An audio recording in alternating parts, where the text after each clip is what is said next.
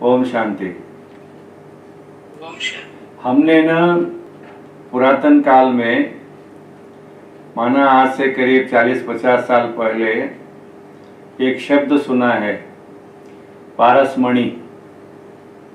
तो कहा जाता था कि ये पारसमणि है, इससे लोहे को टच कराएंगे तो लोहा सोने में बदल जाता है, ऐसा बोलते थे।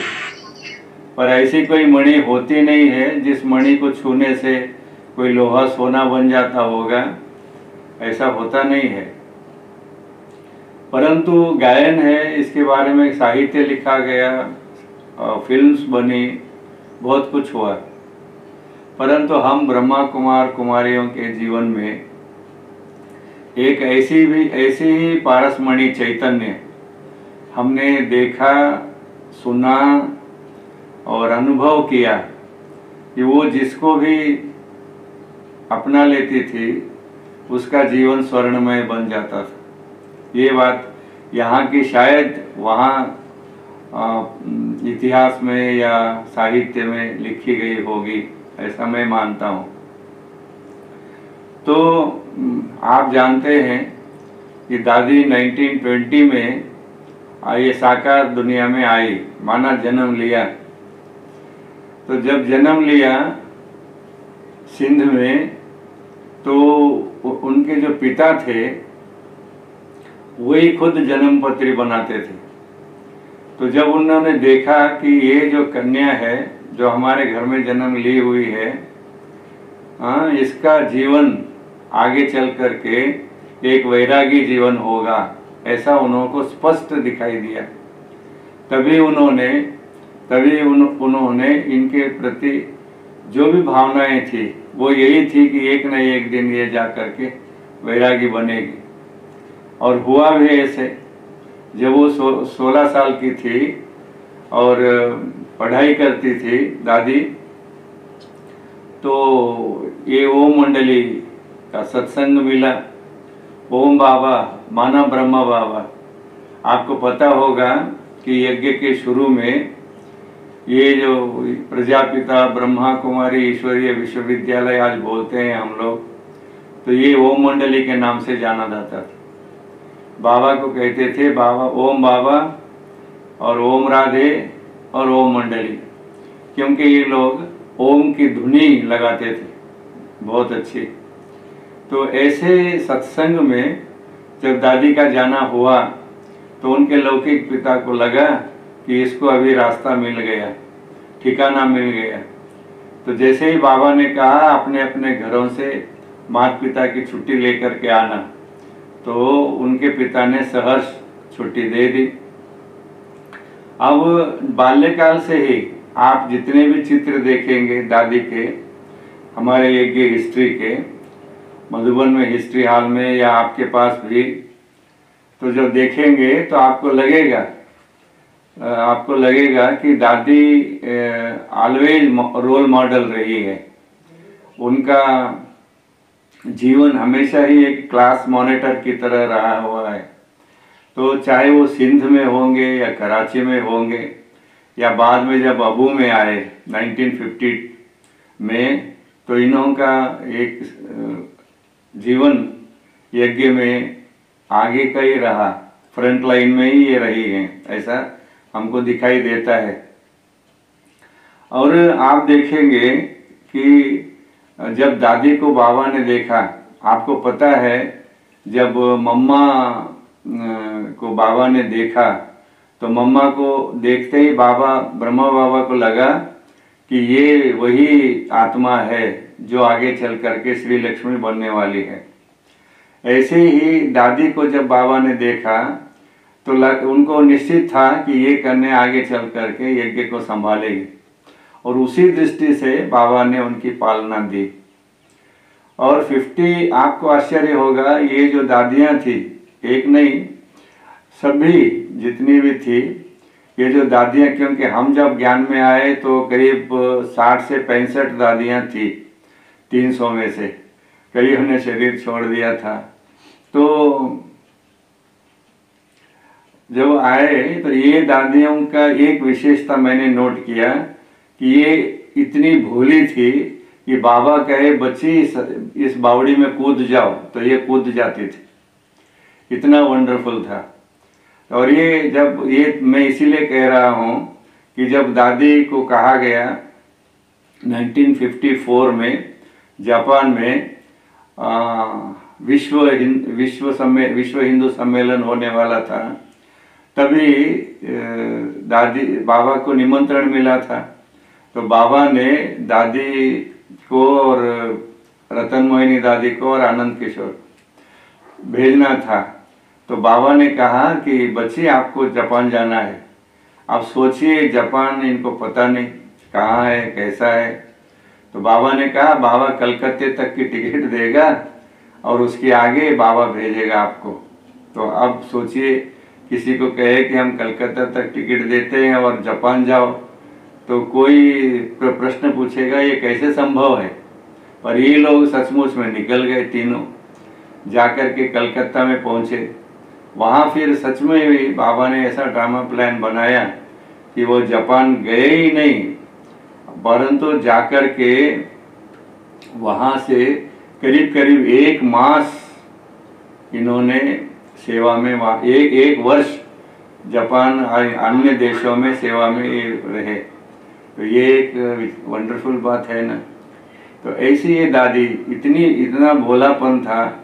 कोई एक दादी ने अपना अनुभव सुनाया कि वहाँ जाओ, जैसे हमारे कर्नाटक की थी हृदय पुष्पा दादी, तो दादी को कहा कि मैं जाने की टिकट देता हूँ, बाकी बाबा वहाँ व्यवस्था करेगा। तो ये सारी बातें दादियों से ये ऐसे तब संभव हुआ, जैसे आज मुरली में बाबा बार बार कह रहा है कि बच्ची बाबा से योग रखो तो स्वीटनेस तुम्हारे अंदर आ जाएगी। तो ये एक विचित्र बात है कि इतनी जो दादी प्रकाशमणि थी उनमें इतनी स्वीटनेस थी कि वो ट्रांसमिट हो जाती थी दूसरे के अंदर, वो जैसे उसके शरीर में उसकी आत्मा में चली जाती थी। तो वो भी बरबस हल्का हो जाता था, रिलैक्स हो जाता था। ऐसा हम सब का अनुभव रहा। तो आप देखेंगे जब बाबा को ये अनुभव था, बाबा को ये अनुभव हुआ कि ये करने, तो बाबा ने उसी तरह उनको यज्ञ में स्थान दिया। इतनी सारी दादियाँ थी, परंतु आप जितने भी चित्र देखेंगे सारे चित्रों में दादी का वो चेहरा जो कितना आकर्षक है ऐसा। तो उसके बाद 1970 में मैं पहली बार मधुबन गया, तो दादी से मिलना हुआ। तो दादी को जैसे बाबा को उनको देख करके लगा, तो मैंने ये अनुभव किया कि जब दादी मुझे देखती थी तो उसको लगता था कि ये जा कर के आगे सेवा करेगा, क्योंकि उस समय ऑलरेडी वहाँ हमने एक केंद्र खोल रखा था छोटा सा गुलबर्गा में। 1969 दिसंबर में ही केंद्र खोला था, कोई नहीं थे, हमने एक छोटे कमरे में केंद्र खोला था। और 1970 जनवरी में पहली बार बाबा के यज्ञ में मैं हैदराबाद भी आया था। ये जबकि मनेंद्र भाई थे और कुलदीप बहन शायद 9th स्टैंडर्ड में पढ़ती थी। तो वहाँ से हमारी जर्नी शुरू हुई दादी के साथ। तो दादी हम लोगों को देखती थी, तो दादी के क्लासेस इतने वंडरफुल होते थे कि हमारे अंदर कोई कुछ है भी ना तो ऑटोमेटिकली जैसे कि निकल जाता था। जैसे समझिए, मैंने इसके पहले भी वीडियो में कहा है कि मैं सिनेमा देखने का बहुत आदी था, बुरी आदत थी। एक दिन में कभी कभी 2-2 सिनेमा देख लेता था। तो ऐसी आदत दादी ने छुड़ाई, ये कह करके कि ये सिनेमा है ना, ये सिन की माँ है। तो वो मेरे जहन में उतर गई। इसके पहले हमारी लौकिक माता ने बहुत प्रयत्न किया था कि मैं सिनेमा न देखूं, परंतु वो संभव नहीं हुआ। हम उनसे झूठ बोल करके भी सिनेमा चले जाते थे। परंतु जब दादी ने ये कहा कि ये सिन की माँ है और इसमें ये दिखाया जाता है कि माता पिता को कैसे डोंट केयर करना, टीचर की कैसे यूटिजिंग करना, चोरी कैसे करना, ये सारी बातें दिखाई जाती हैं सिनेमा में। तो ये क्या देखेंगे? तो बस वो उस दिन से माना 1969 अक्टूबर से हमने सिनेमा हॉल के सीढ़ी कभी नहीं चढ़ी आज दिन तक। तो दूसरी बात जो हम दादी से हमारे को मिली वो थी भोजन की। तो आप जानते हैं हम जब गवर्नमेंट ट्रेनिंग के कारण बेंगलोर में थे तो बाहर खाते थे भोजन, और उन दिनों में इतना प्याज उपयोग में होता था पूछिए मत। तो वहाँ पूछा गया हमसे कि आप क्या खाते हो? हमने कहा भाई हम वैष्णव हैं, परंतु यहाँ तो ये हाल है, आप देंगे तो हम खाएंगे। और उन्होंने ये व्यवस्था दी और 2 महीने तक मुझे बाबा के यज्ञ का भोजन मिला, जबकि मेरी कोई ऐसी पर्सनैलिटी नहीं थी और न ही कोई हाईली क्वालिफाइड थे हम।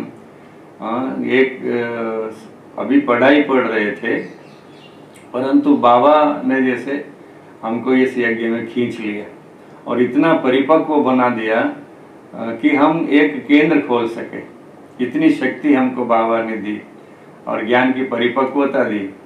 आपको पता है कि मैं इस ज्ञान में आने के पहले संस्कृत का पंडित था, प्राध्यापक करता था, पढ़ाते थे, तो वो नशा बहुत था। पर यहाँ आने के बाद पहली भट्टी में जब हम गए थे 1970 में, तो पहली भट्टी में हमारा ये नशा उतर गया। और फिर एक दिन जब हमारी भट्टी का समापन था, उस समय वहाँ पर एंड में राधा कृष्ण का पार्ट बनाना था। तो उससे मैं आपको बताऊं कि मैंने जैसे कहा कि मेरा जो बैकग्राउंड था लौकिक में, पहले मैं आर्य समाज में पढ़ा, उसके बाद 3-4 साल करीब आरएसएस में रहा, उसके बाद संस्कृत की पढ़ाई पढ़ी, तो संस्कृत का नशा मेरे को बहुत था और वो सारा मेरा नशा उतर गया। और एक श्लोक जो हम बार बार पढ़ते हैं, मन मना भव बोला जाता है, तो ये कैसा है मैं आपको सुनाता हूँ। मन मना भव मद भक्तो मद्याजी माम नमस्कुरु। तो मन मेरे में लगा, मन मना भव मद भक्तो मेरा भक्त बन, मद याजी मेरे यज्ञ की सेवा कर, मत माम नमस्कुरु मुझे नमस्कार कर। ये भक्ति हो गई। मैं इसको ज्ञान में परिवर्तन किया कि मन मना भव मत पुत्रो मेरा बेटा बन, मेरी संतान बन। मदिया जी मैंने जो ये यज्ञ प्रारंभ किया है, राजसूय अविनाशी रुद्र गीता ज्ञान यज्ञ, इस यज्ञ को तुम संभालने वाले निमित्त बनो, मदिया जी। और फिर बाद में लास्ट में था मामेकम स्मर, मुझे एक को ही याद करो, नमस्कार नहीं करो। बाबा कहता था नमस्ते क्या करते हो बच्चे, मैं वर्ल्ड आपका ओबीडियंट सर्वेंट हूँ। तो दादी में ये गुण देखा कि दादी जैसे कि एक बड़ी नहीं है बल्कि बहुत छोटी है और सर्वेंट के जैसा। एक दिन हम मधुबन में थे तो वहाँ सिरोही के राजा आए थे, पहले वाले राजा, अभी भी उनको राजा ही बोलते हैं ना। तो वो बातचीत हुई तो वो जाने लगे, तो दादी उनको बड़े द्वार तक जा कर के छोड़ करके आई। तो इतनी नम्रता दादी में थी। ये सिरोही के ये एक वंडरफुल बात है, बाबा उनके अंदर जैसे ये सारा शक्ति भरा। जब बाबा 1969 में शरीर का त्याग कर रहे थे, तो जैसे बाबा ने उनको सारी शक्तियां तो दी, सबको देता है बाबा, परंतु उन शक्तियों को आत्मसात करने में दादी परफेक्ट निकली। सारी शक्तियां दादी ने अपने में भरी। वो उनका व्यक्तिगत पुरुषार्थ था, मैं समझता हूँ, क्योंकि यहाँ पर बाबा किसी को आशीर्वाद नहीं करता है, किसी की पार्शियलिटी नहीं करता है। तो हर एक आत्मा में अपना पार्ट है, हमारे में भी है। और हम आत्माओं के अंदर 63 जन्म के काम क्रोध के संस्कार हैं, सब में हैं, चाहे वो दादियाँ हैं, दीदियाँ हैं, बहनें हैं, सीनियर भाई हैं, कोई भी हैं, परंतु उनको निकाल करके बाबा की याद से अपने अंदर सारे दैवी गुणों को भरना, यह व्यक्तिगत पुरुषार्थ है। और इस व्यक्तिगत पुरुषार्थ में दादी परफेक्ट रही। कोई भी ऐसे उंगली उठा करके कह नहीं सकता दादी को सामने या पीछे कि ये क्या दादी ऐसा कैसा, नहीं हो सकता था। इतना उसमें परफेक्शन था। तो वो परफेक्शन ऐसा था कि दूसरे में भी परफेक्शन भरने की ताकत, ये एक वंडरफुल गुण उनमें था। बहुतों में बहुत गुण होते हैं, परंतु गुणों का ट्रांसमिशन जो होता है ना, वो जैसे कि उसको खुद को करना पड़ता है ऐसा। अब दूसरी बात कि दादी 69 के बाद एडमिनिस्ट्रेशन में आ गई, तो हेड ऑफ द ऑर्गेनाइजेशन बनी, बाबा ने बनाया और वो उसको स्वीकार किया। क्योंकि कोई बनाता है ऐसे ही तो स्वीकार करना और उस एडमिनिस्ट्रेशन के हेडमैनशिप को अपने अंदर भरना, ये बहुत बड़ी बात होती है। और फिर दादी की उम्र से बड़े इस यज्ञ में थे दादियाँ, परदादी थी। और फिर आप देखेंगे एक तरफ संतरी दादी थी, दूसरी तरफ निर्मल शांता दादी, तीसरी तरफ ब्रजेंद्र दादी, और नारायण दादा बाबा का लड़का भी बहुत साल तक यज्ञ में रहा। वो तो बाबा के साकार रहने तक ही चला गया था यज्ञ से। ये दादियाँ 3 थी बड़ी, और भी दादियाँ जो थी उनसे उम्र में बहुत बड़ी थी। जानकी दादी भी बड़ी थी। तो इन दादियों को संभालना, ये तो वो बड़ी दादी का ही काम था। हमने देखा कि कैसे वो दादियों को, बड़ी दादी का रिस्पेक्ट दे करके, बड़ी दादी उन दादियों को दादी का रिस्पेक्ट दे करके उनको संभालना। जब हम आए ज्ञान में तो हम एक ही दादी को ही दादी बोलते थे, दीदी बोलते थे, दादी बोलते थे, बाकी सबको बहन, जैसे मनोहर बहन, गुलजार बहन, ऐसे ही बोला जाता था। तो जितने भी दादियाँ थी, माना दादियाँ उनको कहते जो सिंध हैदराबाद से निकली हैं, सबको दादी बड़ा समझ करके, उनको बड़प्पन दे करके, उनसे दादी दादी दादी कह करके, जैसे समझे निर्मल शांता दादी है, बाबा की बड़ी लड़की थी, यज्ञ में उनको स्थान देना चाहिए था, पर ड्रामा प्लान अनुसार बाबा ने तीनों को नहीं दिया। तो परंतु हर एक के अंदर ये रहता है ना कि हम बड़े हैं, तो उन बड़ों को बड़प्पन दे करके एडमिनिस्ट्रेशन संभालना, ये कोई कम बात नहीं है। और वो भी 1-2 दिन के लिए नहीं था। अराउंड 38 ईयर्स, 38 साल दादी ये यज्ञ के एडमिनिस्ट्रेशन में रही। 38 साल तो कम बात नहीं है ना। इतने वर्षों तक उनको कंटिन्यूअस रिस्पेक्ट देना और उनसे सेवा लेना, ये बहुत बड़ी बात थी दादी की। और फिर दादियों को ये कहना कि आप वहाँ जाओ, यहाँ जाओ, वो सेवा, तो ये भी कोई कम बात नहीं है ना, ऐसा एडमिनिस्ट्रेशन में कि एक बहन को इस सेंटर से दूसरे सेंटर में भेजे और वो वहाँ सेट हो जाए। तो ये था।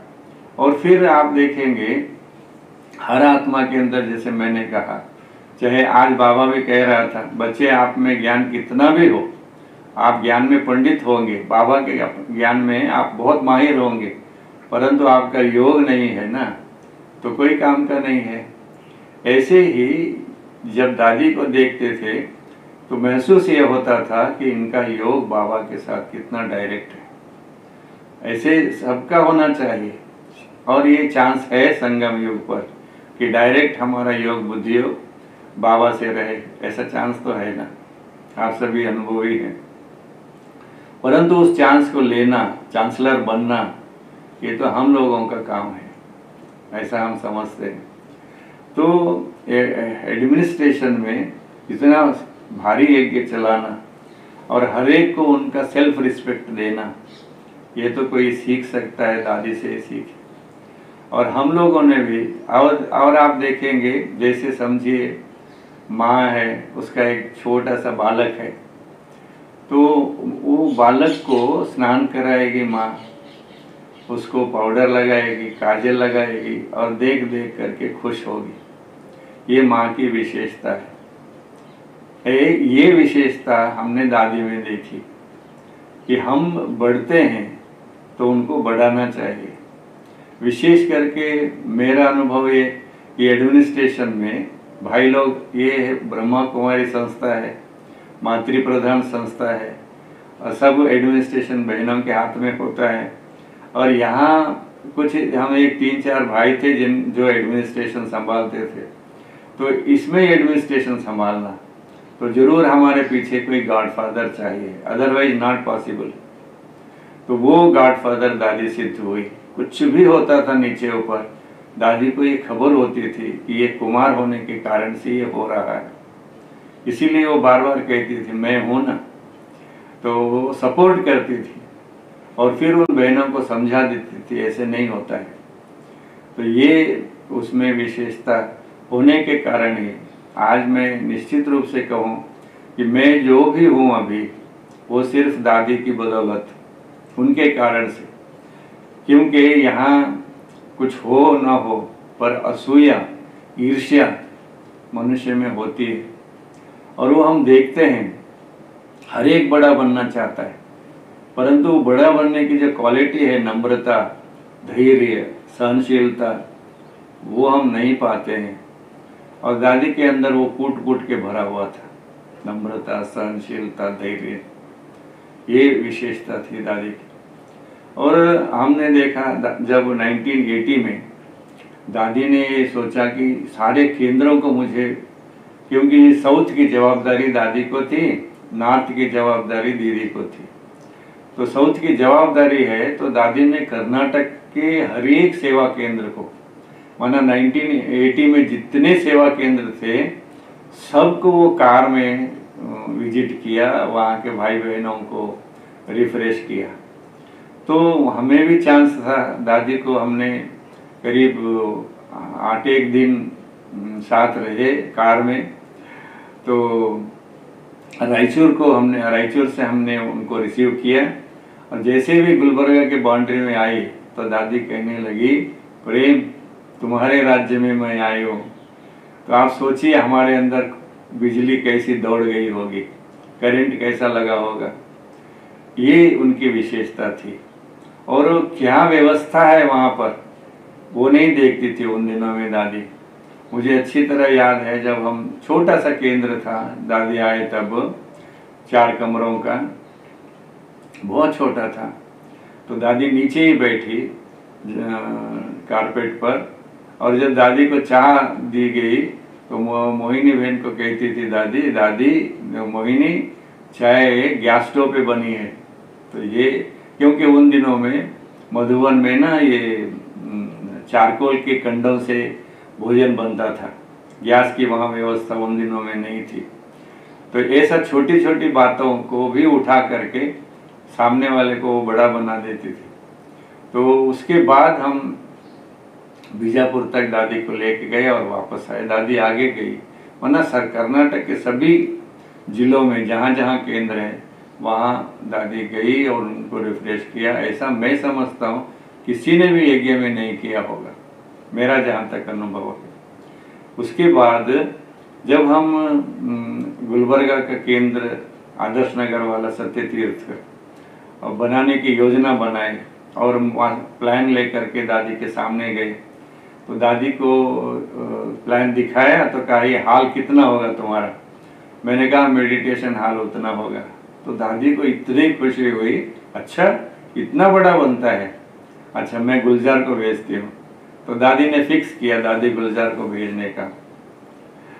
ऐसा ये एक उल्लास, उमंग दिलाने का जो कला थी दादी में, वो बहुत वंडरफुल थी। आज सचमुच याद दादी बहुत आती है, वो इसलिए भी कि जो दादी सत्य तीर्थ के भवन के लिए उतना खुशी जाहिर किया और उसके उद्घाटन में खुद आई।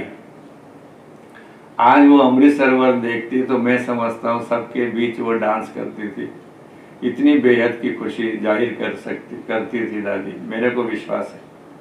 तो ऐसा हमने दादी को देखा कि छोटों को प्यार नहीं, रिगार्ड कैसे देना। प्यार तो मिल सकता है पर रिगार्ड मिलना। और भी एक दिन हम बैठे थे मधुबन में और दादी को कहा कि दादी मुरली चाहिए हमको डायरेक्ट, क्योंकि मुरली पहले बेंगलोर से आती थी, तो मुरली चाहिए। तो दादी ने फटकन एक कागज़ लिया, उस पर लिख दिया इनको 5 मुरली देना। फिर उतनी वो लिख रही थी दादी, उतने में रतन मोहिनी दादी आई। रतन मोहिनी दादी ने कहा कि ये तो मेरा डिपार्टमेंट है। तो दादी कहेगा इसको मालूम नहीं है ना, इसीलिए मैंने सही कर दिया है। तो ऐसा ओवरटेक दादी बहुत अच्छा करती थी, किसी को महसूस भी नहीं होता था। तो ये उसके बाद कि कभी हम मधुबन चले जाते थे तो दादी देखते ही मुस्कुराती थी, अच्छा प्रेम आया है ऐसे, अब हमको कौन बोलेगा आया है क्या है। तो वो दिन भी कितने अच्छे थे कि ये बड़े लोग हम छोटों को बड़ा बना देते थे। तो जैसे ही केंद्र खुलते थे तो केंद्रों को सूचना देते थे तो दादी बहुत खुश होती थी, अच्छा इतनी सर्विस हो रही है। तो उसकी ये एक विशेषता थी कि सेवा को बढ़ावा देना, उसको फिर लगाम नहीं लगाना बल्कि और उसको उत्साहित करना। तो उसके बाद जब दादी गुलबर्गा भवन बना आई, उसके बाद उनका दादी का यूनिवर्सिटी में भी कार्यक्रम हुआ। अब देखते थे कि हम मधुबन जाते थे तो दादी मेरे ऊपर इतना ध्यान रखती थी कि वो मेरे को उन दिनों में ठंडी नहीं लगती थी शरीर को। तो दादी कहती थी इतनी ठंड में तुम स्वेटर वगैरह नहीं पहनता है? तो नहीं दादी इधर आ। फिर मेरे को अंदर स्टोर में ले गई और एक स्वेटर, बहुत अच्छा था वो स्वेटर, और दादी ने मुझे दिया तो पहन लिया मैं, और वो बहुत दिन तक पहना। तो एक दिन फिर बुलाई दादी और कहा कि ये स्वेटर कितने दिन तक पहना है तेरे को? मैंने कहा अच्छा है, फट नहीं रहा है, तो पहन लिया। तो वो कहती थी कभी कभी प्रेम बाहर के ना फॉरेन के सूट कपड़े आए हैं तो आप लोगे? तो मैंने कहा नहीं दादी, मेरा एक ही ड्रेस है, पैजामा कुर्ता, मैंने दूसरा ड्रेस पहना नहीं और मेरे को इच्छा भी नहीं है पहने। तो वो देखते रहती थी। तो जो एक बार सुनाया फिर लगा कि ये पहनता ही नहीं है। तो शाल पहनते थे तो अच्छे से अच्छा शाल दादी दे देती थी। तो ऐसा वंडरफुल हमारा दादी के साथ संबंध रहा। तो आप देखेंगे ये प्रकाशमणि है। हाँ, जब हमने युग युगों से प्रार्थना की थी भगवान से कि हे भगवान हमें अंधकार से निकाल करके प्रकाश की ओर ले चलो। ये जो आत्मा आज अंधेरे में है इंसान, ऐसा हम बोलते रहते हैं, परंतु ले कौन जाएगा? भगवान को बुलाते हैं कि हमको अंधकार से ले जाओ, परंतु ये दादियाँ विशेष करके दादी प्रकाशमणि फोरफ्रंट में रही और यज्ञ को कहाँ बाबा के टाइम के थोड़े केंद्र थे, वैश्विक केंद्र बना दिया। विश्व, सारे विश्व के 5 कॉन्टिनेंट्स में दादी जानकी को आगे रख करके इतने सारे केंद्र खुले। तो ऐसा एक अद्भुत पात्र दादी ने निभाया इस यज्ञ में। और उसके बाद आप देखेंगे जैसे ही बाबा मेडिटेशन हॉल में आते थे, हिस्ट्री हॉल में हम मिलते थे, फिर मेडिटेशन में आए, फिर जा कर के ओम शांति भवन में आए। तो मेडिटेशन हॉल में जब मैं दादी दीदी थे तो बात चलती थी कि दादी के बाल ना बहुत जल्दी सफ़ेद हो गए थे। तो कहती दादी सीनियर है दीदी से। नहीं, दीदी सीनियर थी दादी से, बड़ी थी उम्र में और उनको यज्ञ में कंट्रोलर कहा जाता था। तो उनके साथ भी दादी 69 से लेकर के 83 तक, क्योंकि दादी मम्मा के बाद यज्ञ की करता धरता बनी थी बाबा के साथ, और बाबा ने इनको बागडोर संभालने के लिए कहा।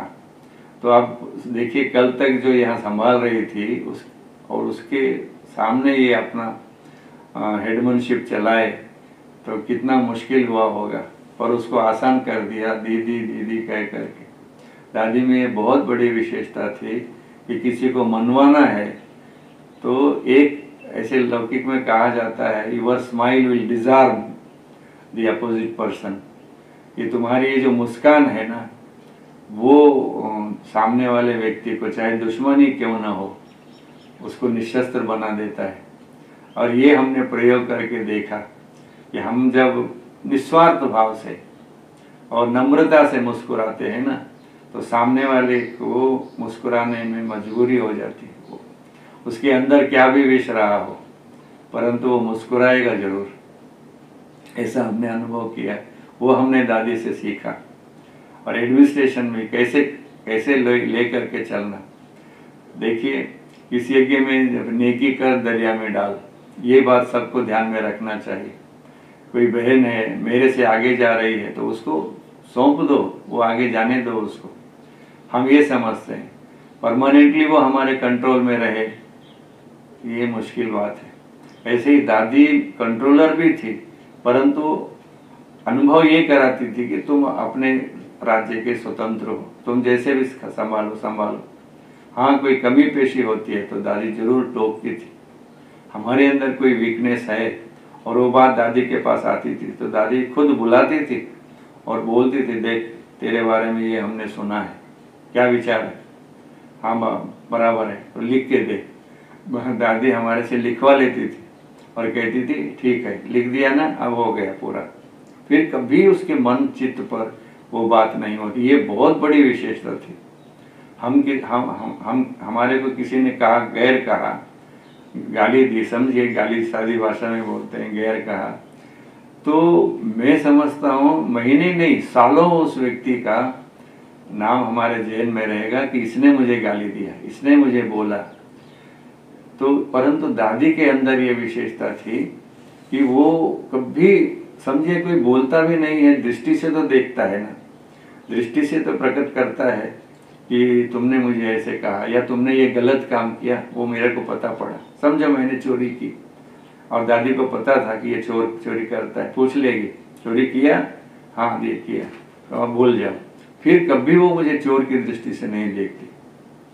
ऐसा बहुत रेयर केस है, ये विशेषता है किसी आत्मा में कि उसकी कमी जानने के बावजूद भी हृदय से वो भूल जाना, चित्त से निकाल देना। जैसे हम भक्ति में गायन करते हैं, अवगुण चित्त न धारियो, कि हे ठाकुर, हे भगवान, तुम हमारे अवगुणों को अपने चित्त पर नहीं रखना।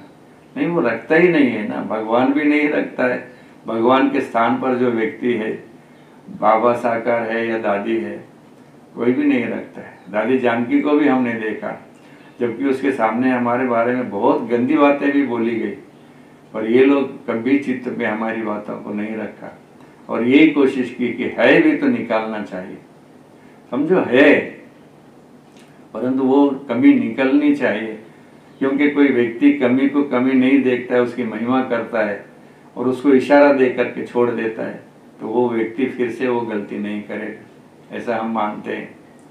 तो ऐसा एक पार्ट दादी का रहा हाँ यज्ञ में। और वो प्रेम इतना वंडरफुल था दादी का कि हर व्यक्ति वो अनुभव करता था कि दादी मेरी दादी है, मेरी बात सुनेगी। समझो किसी की बात सुनती भी नहीं है दादी, समझिए मेरा किसी बहन से मेल जोल नहीं खा रहा है, तो फिर मेरे को कहेगी अच्छा है, तो मेरे को लगेगा कि दादी मेरे को ही बोला। अब जिसके प्रति नहीं बोला वो कभी बुरा नहीं फील करेगी, क्योंकि वो समझती है कि दादी कल्याण के कारण ही बोलती है। ये एक है कि दोनों व्यक्ति खुश हो जाए, ऐसा बहुत कम होता है। तो ये अधिकार की बात नहीं थी, दादी अधिकार में है इसलिए बोलती है और हम सुनते हैं, ऐसा नहीं था। ये विशेषता थी उनकी। और फिर जब दादी का रहना शांतिवन में हुआ, मैंने अनुभव किया कि बाबा जैसे बैठते हैं ना, पाल ऐसे सीधे और पैर पर पैर डाल करके, तो 1998 या 2002 भी कहेंगे तो चलेगा, परंतु 1998 तक मैंने ऑब्जर्व किया कि दादी वैसे ही बैठती थी। और जैसे बाबा मुरली चला रहा है, जब बाबा जैसे कहीं भी होता है ना, एक संस्था का हेड चला जाता है तो वहाँ स्प्लिट होता है, यहाँ हमने देखा, जैसे समझिए रामचंद्र मिशन था, बाबा रामचंद्र जी थे, और जब वो शरीर छोड़े तो उनके लड़के ने ओवरटेक किया, क्योंकि वो विल नहीं लिखा था, तो 2 हो गए पंथ। जब महर्षि अरविंद शरीर छोड़ गए तो मदर होने के कारण थोड़े दिन चला, जैसे ही मदर गई वहाँ भी स्प्लिट हो गए। पर यहाँ एक वंडरफुल बात थी कि बाबा के बाद ये संस्था और ही उन्नति को पाई। जैसे हमारे प्रधानमंत्री ने भी कहा कि मैंने कई संस्थाओं को देखा है, 10-20 साल में बिखर जाते हैं। यदि कोई संस्था 80 वर्ष के बाद भी इस तरह यूनाइटेड रहती है तो एक अपूर्व अद्भुत है। तो ऐसे ही यहाँ पर एक थे महर्षि शिवानंद ऋषिकेश के, और वो कहते थे कि 10 जुट माना 10 भाई एक तरफ रह सकते, 2 बहनें एक तरफ नहीं रह सकती। परंतु आज इस यज्ञ में लाखों बहनें सेवा कर रही हैं एडमिनिस्ट्रेशन में, पर सब मिलजुल करके सेवा करते हैं यज्ञ की। यज्ञ अलग नहीं है, हालांकि उनके केंद्र वो संभालती हैं, वहाँ सेवा करती हैं, परंतु यज्ञ की बात जहाँ आती है तो सब एकजुट हो जाते हैं। तो दादी एकजुट कराती थी। जैसे हमने देखा कि 1974 में बेंगलुरु में बहुत बड़ा मेला होने वाला था, जो दिल्ली में 73 में हुआ, वही मेला आया था। तो वो जब मेला आया तो हृदय पुष्पा दादी ने दादी को कहा कान में कि यहाँ पर फाइनेंशियल थोड़ा सा कम है। तो दादी ने सबको बिठाया और ऐसा स्ट्रांग पाठ पढ़ाया कि शाम तक शिवहोला भंडारी भर गई और मेला सुचारू रूप से चला, और मेला होने तक दादी वहाँ रही। तो ऐसा कहीं कार्य होता था तो दादी खुद वहाँ के कार्य को संभालती थी, इतनी ताकत उनमें थी आत्मा में। तो ये विशेषता हम देखते हैं। तो इसी रीति से ही जब शायद 2002 में, क्योंकि शांतिवन बना 96 में, तब दादी को नीचे रहने का प्लान बनाया गया। तो दादी के लिए दादी कॉटेज बनी, दादी आई भी रही भी, परंतु मैं ये अनुभव किया दादी को शांतिवन रास नहीं आया, क्योंकि वहाँ आने के कुछ ही दिन बाद धीरे धीरे उनका स्वास्थ्य गिरता गया। परंतु जब भी हम जाते थे पूछते थे, कोई पूछता था दादी कैसे हैं, तो वो कहती थी मैं बहुत अच्छी हूँ, बहुत अच्छी हूँ। कभी ये एहसास ही होने नहीं दिया कि मेरे को इधर तकलीफ है, इधर तकलीफ है, ऐसी प्रॉब्लम है, नहीं, ऐसा हमने अनुभव किया कि कभी दादी ने कहा हो। लास्ट मोमेंट तक भी 2005 में हमारे पास गुलजार दादी आई, बहुत बड़ा मेला हुआ, 40-50 हज़ार लोग आए ग्राउंड में। उसके में हमने जो भी बचा कुचा था वो दादी को ले देने के लिए गए। सब टीचर से दादी मिली। 2006 दिसंबर में मिली, सभी टीचर से मिली, सबको गिफ्ट दिया, और उसके दूसरे दिन ही दादी को अहमदाबाद में एडमिट कराया गया। तो ये एक बहुत विचित्र बात थी कि दादी अपने हेल्थ के कारण भी किसी से नहीं मिलना, नहीं बात करना, ये नहीं होता था। हम जब भी लास्ट में दादी आंख बंद करती थी बहुत बार, और हम जाते थे तो बंद आंख रही तो मोहिनी बहन कहती दादी प्रेम आया है, तो वो आंख खोल करके देखती थी। उनको पता था कि प्रेम बोलते ही दादी आंख खोलती, तो आंख खोलती थी। एक दिन इतनी वंडरफुल बात हुई, मुझे बहुत अच्छी याद है कि आप जानते हैं एक हमारे रामलोचन भाई हैं मधुबन में, शांतिवन में, तो वो बैठे थे मेरे जाने के पहले, परंतु दादी आंख बंद करी हुई थी। मैं गया तो मोहिनी बहन ने कहा दादी प्रेम आया है। अच्छा, ऐसे देखा, देख करके फिर उन्होंने पूछा कि ये कौन है दादी, तो दादी कहा ये प्रेम है। ये कौन है? ये कौन है? नहीं, मुझे याद नहीं। तो मेरे को आश्चर्य हुआ कि दिन रात वह वहीं शांतिवन में दादी है, रामलोचन भाई भी है, परंतु दादी ने कहा कि अच्छा ये प्रेम है। तो ये हमारा भाग्य है, सौभाग्य है कि हम लोगों ने ऐसी दादी को पाया। और फिर अंत तक सेवा वो बेड पर होती थी तो सीधा बाहर दिखाई देती थी, तो लोग दूर से ही देख करके प्रेरणा लेते थे। आज वो नहीं है हमारे बीच। उसके बाद भी, नहीं होने के बावजूद भी, वो जैसे सब कहते हैं कि दादी काम कर रही है। ये दादियों की विशेषता थी। कहाँ भी हैं, जैसे बाबा कभी कभी हमको कहता है कि इन दादियों को मैं बुलाता हूँ, तो ये बाबा कहता था कि ये दादियाँ क्या कहती हैं सुनो। तो दादी कहती थी मेरे माँ बाप बहुत गाढ़ निद्रा में सो जाते हैं, सवेरे 4 बजे तो वो जागृत नहीं रहते, बाबा बुलाता है तो हम चले जाते हैं बाबा से मिलने के लिए। तो दादी का आना भी हुआ। दादी जाने के बाद 2007 में जब उन्होंने अंतिम सांस ली तो उसके बाद आह्वान किया गया तो गुलजार दादी के तन में दादी का आना भी होता था। ये भी विशेषता थी। इतनी सारी दादियों में ये एक दादी ऐसी थी जो बहुत दिन तक अपनी बरसी पर दादी गुलजार के तन में आती रही। अब दादी गुलजार का ही स्वास्थ्य ठीक न होने के कारण ये पार्ट नहीं बज रहा है। तो मैं आपको इन शॉर्ट ये समझाऊं कि नम्रता, सहनशीलता और दूसरे में अच्छाई देखने की विशेषता हमारे अंदर होनी चाहिए। कोई भी छोटा व्यक्ति यदि वो अच्छा काम करता है तो उसको बड़ा बनाओ, उसको आगे बढ़ाओ, उससे ईर्ष्या मत करो, उसके पैर नहीं घसीटो। हर एक आंधी टांग डालता है किसी की उन्नति में। आज हमको देखने को मिलता। आज भी बाबा कह रहा था बच्चे इस दुनिया में बहुत गंदगी है, डर्टी वर्ल्ड है, तो वो डर्टी हमारे अंदर तो नहीं होनी चाहिए ना। हम क्लीन होंगे तो ये जग भी क्लीन होगा। जैसे हम बोलते हैं हम बदलेंगे तो जग बदलेगा, तो बदल के दादी ने दिखाया। अब वही दादी हमसे चाहती है कि तुम भी बदलो, तुम भी बदलो। जैसे उन्होंने आज बाबा ने कहा, ये भी कमाल थी इन दादियों की, इन्होंने अपने इतने बड़े बड़े घर को त्याग दिया। जैसे मीरा के बारे में गायन है कि लोक लाज तज मीरा नाची रे। नाच कब होता है संभव? जब लोक लाज तज देते हैं। ये लोग क्या बोलेंगे, लोग हमको क्या बोलेंगे, क्या वो रोटी कपड़ा मकान देंगे क्या? हमारे बुरे दिनों में कोई नहीं देता है रोटी कपड़ा मकान। परंतु ये हमने अनुभव किया कि जिन किन्हों ने भी बाबा के यज्ञ में अपना तन मन धन लगाया, रिटर्न में बाबा ने बहुत कुछ दिया उनको।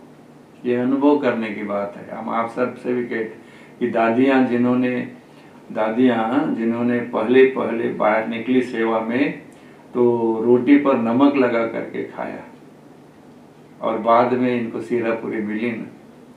ऐसे हम सब भी अनुभव करेंगे कि हमारे दिन अच्छे ही हैं, आएंगे नहीं, ये आए हुए दिन अच्छे हैं, इनका हमको अनुभव करना चाहिए। ऐसी मेरी धारणा है। और आप सबको भी हम यही कहेंगे कि दादियों को देख करके उनके जीवन की जो विशेषताएं हैं, और उसके लिए मैं सबको कहता हूं कि जीवन को पलटाने वाली, बदलने वाली अद्भुत कहानी जो बाबा की पार्ट 1 पार्ट 2 वो सब पढ़ें। मालूम होता है कि इन दादियों ने क्या क्या कष्ट झेले और इन्होंने यज्ञ को यहाँ तक ले आया। ओम शांति।